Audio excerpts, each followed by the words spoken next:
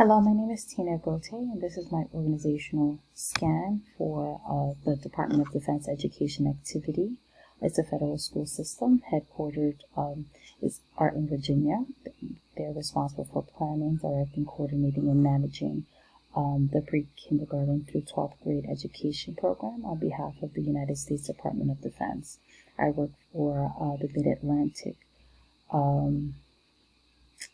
district, or region rather, in Puerto Rico at this time. So an organizational structure allocates employee functions by clearly identifying work roles and responsibilities to meet the organizational objectives. It helps manage and coordinate their activities of employees. It increases efficiency and effectiveness with clearly defined roles, responsibilities, and reporting processes. The school organization may differ from public or private school systems, but they typically are made up of administrators who are responsible for the whole school operation, supervision, and teachers and support staff. But they all work together to support the education of the school communities, organized by district, and report results to the superintendent, who receives directives from the school board. And for my specific school, the Dordea School is globally positioned throughout the world. So we actually have 163 accredited schools, 8 districts located in 11 foreign countries, 7 states, Guam and Puerto Rico. Like I stated before, I work at the location in Puerto Rico. And there are 3 geographic areas or regions.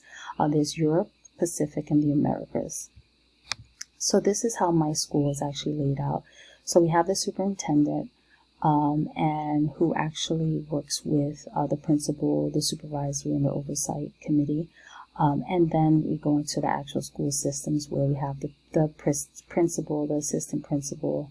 Sorry, we have the principal already, but the assistant principal, administrative staff, teachers, and register guidance, and so on. So just to begin, the superintendent, this is a picture of our superintendent. Her district is divided into 2. There's the Americas, Mid-Atlantic, and Americas Southeast. Our district or superintendent is in charge of the entire school system, along with other district level personnel. The superintendent and school district personnel usually work in conjunction with the school board. So they basically, they formulate a plan, and they follow through on the objectives that were set. So our school administrator, this is the image of our principal, and he often, he's responsible for the entire school operations, 1 or more assistant principals. At this location, there is only 1 assistant principal, and the administrators handle all the supervision of the students, the teachers, and make school-wide decisions. They follow up on the improvement plans. They create them. They work with committees that curriculum planning. He actually supports also the teachers, the SPED teachers, action plans. He'll help assist parents and so on. Administrative support, we have like the school secretary, but it's not a school secretary. There are actually 2. There's 1 office personnel, they call them office automation, and that's where they deal with all of the supporting with the documents or interacting with the parents and so on. But our school secretary, and he actually takes all the minutes. He supports management and the development of strategies and techniques to ensure students are receiving the highest quality of learning. He organizes the servicing of meetings and the agendas. He maintains many of the databases and follows up with goals or deadlines. And he also prioritizes the workloads and oversees like the substitute or any operational issues that may come up, and he supports the assistant principal and principal in those functions. The education administrators for supervisory, actually the one that is lateral to the principal, provides direct support for a broad range of operations and administrative tasks assigned by the grouping of schools. So they look at the overall school performance and the operational standards, the human resources functions. They deal with reporting to the superintendent and the Office of Accountability. So that is actually one thing that's different. So whatever reports are submitted to the superintendent also goes higher up for accountability purposes and oversight. So the School Advisory Council is actually a team of people representing the interests of all stakeholders. So this group includes like the parents, the teachers, community, business, and administrators. This is an objective party.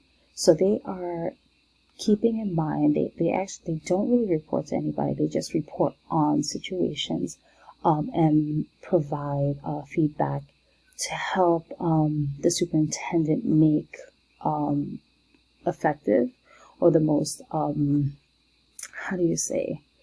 most knowledgeable decisions when situations arise. So they make their recommendations and then they take it from there. But they keep in mind not just the one school's perspective, but they keep in mind the perspective of the parents, the perspective of the students, and so on. So, and then we, of course, have our teachers. Our teachers are all professionals.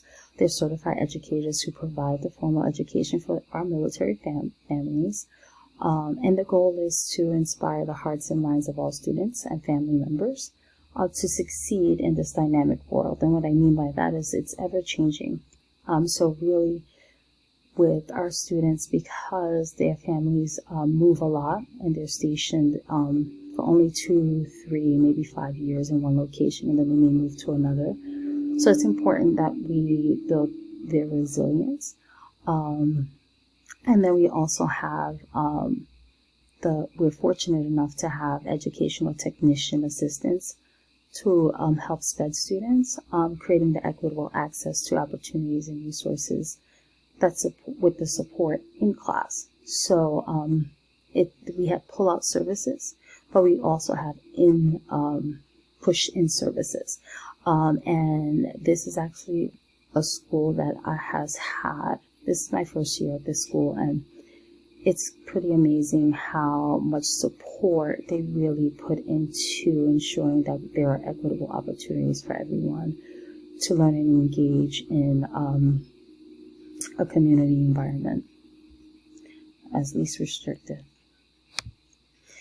Okay, and then we have additional support systems like the guidance department, which is lateral to a teacher, where they provide the counseling for students. They're responsible for standardized testing, actually, which is something that I was surprised to learn. And then they provide the information regarding the careers in health and safety for our students. So this is my reference list.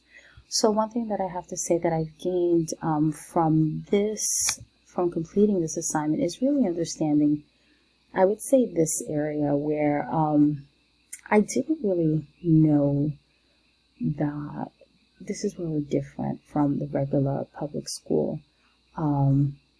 Like, they really do invest in ensuring that we provide the best possible education for our students, and they have all of the resources. And it really just surprised me how much